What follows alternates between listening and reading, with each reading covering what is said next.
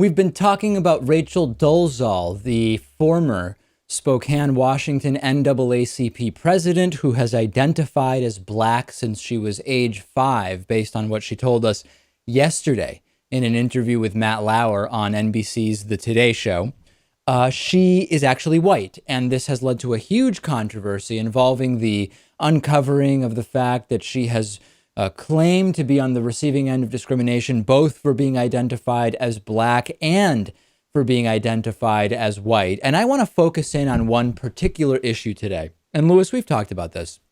Some people in the wake of the Rachel Dolezal scandal have said, listen, if you believe that someone who is transgender could have been the wrong gender by birth, and thus it is perfectly legitimate for them to say, I now identify as a different gender than the one that I appear to have been born into, then you have to support Rachel Dolezal or anyone who says it doesn't matter what so-called race I was born, you should support my identifying as a member of whatever race I want to based on my choice and how I feel inside, Louis. That is sort of the attempt to draw out a double standard that some have been making. And we talked about it a little bit.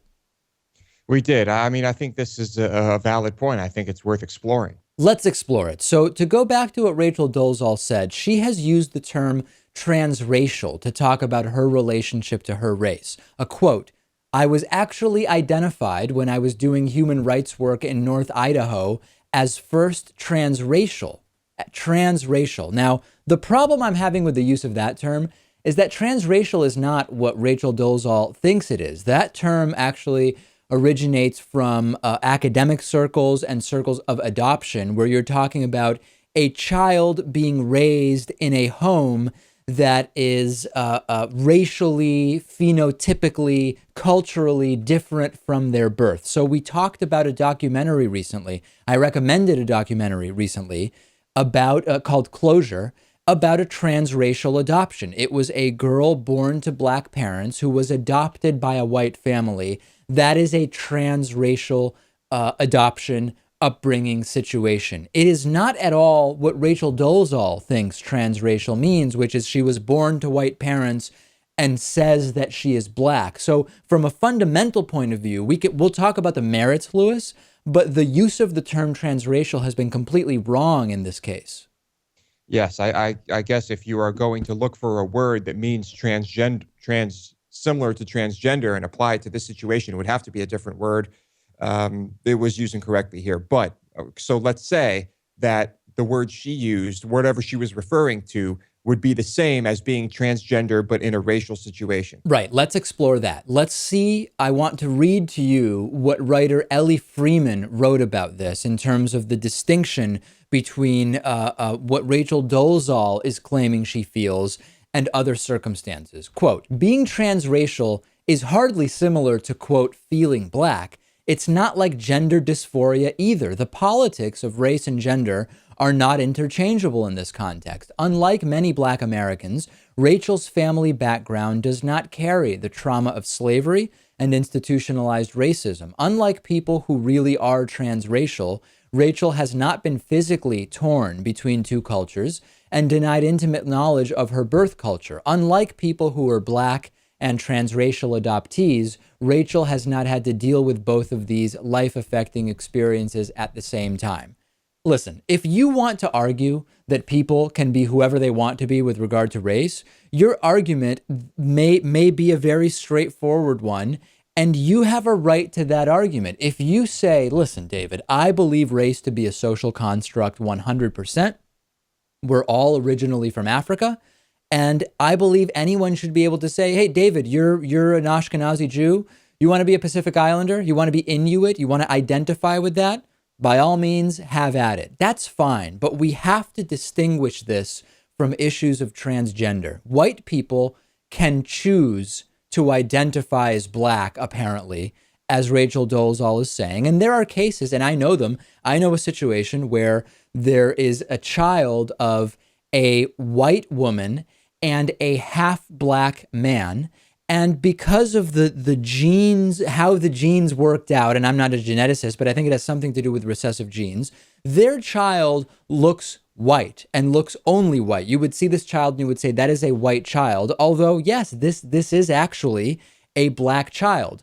As a result, they don't have the social implications and repercussions that would be associated with their appearance if their blackness presented differently. Most black people who have the visual appearance of what is traditionally considered to be black, they don't have the choice that Rachel Dolezal had, and they're not able to make the decision she made, Lewis, and we can't forget that.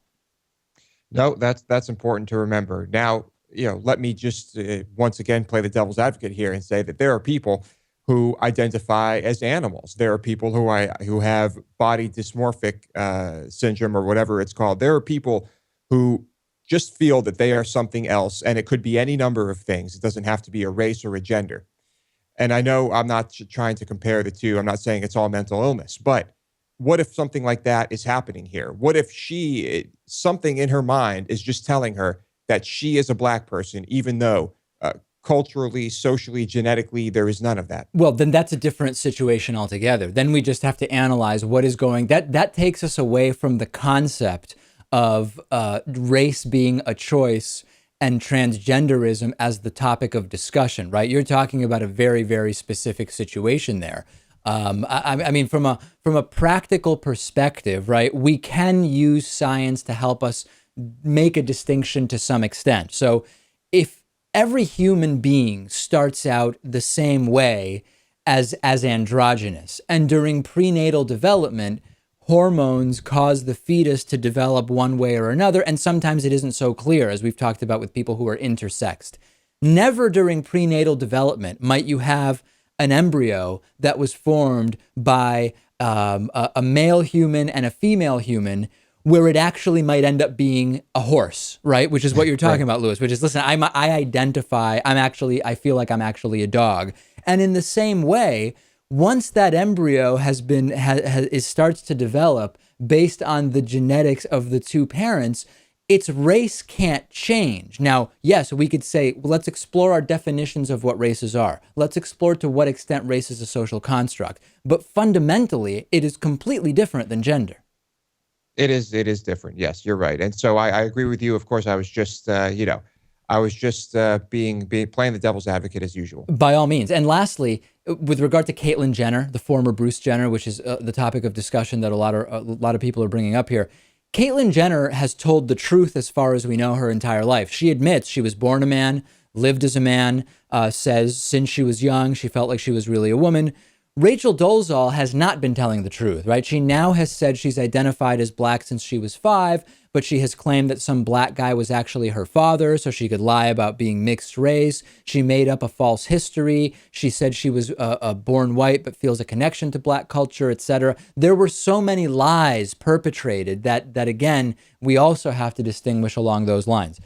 Fascinating discussion. We're going to continue having it, but let's not just say this is the same as transgender, because it's not.